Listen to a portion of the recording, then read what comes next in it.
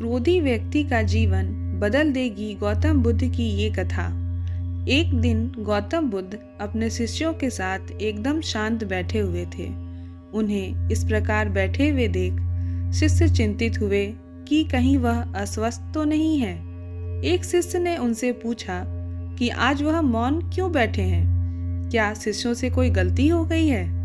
इसी बीच एक अन्य शिष्य ने पूछा कि क्या वह अस्वस्थ हैं, पर बुद्ध मौन रहे।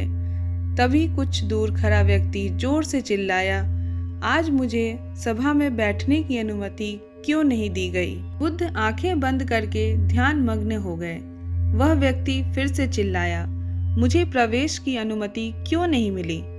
इसी बीच एक उदार शिष्य ने उसका पक्ष लेते हुए कहा कि उसे सभा में आने की अनुमति प्रदान की जाए।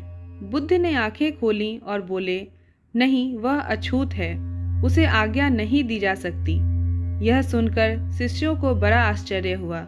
बुद्ध उनके मन का भाव समझ गए और बोले, वह अछूत है।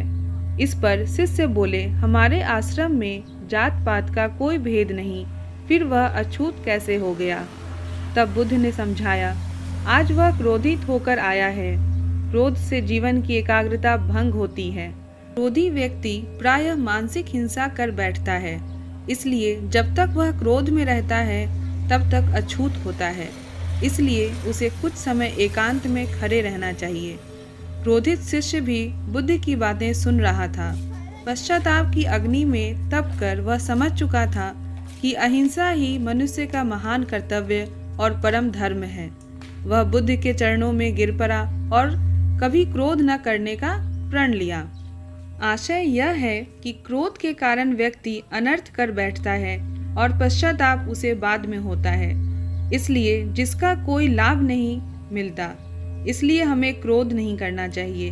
असल मायने में क्रोधित व्यक्ति अछूत हो जाता है और उसे अकेला छोड़ देना चाहिए। क्रोध करने से तन, मन और धन तीनों की हानि होती है। क्रोध से ज़्यादा हानिकारक दुनिया में कोई भी वस्तु नहीं है। धन्यवाद।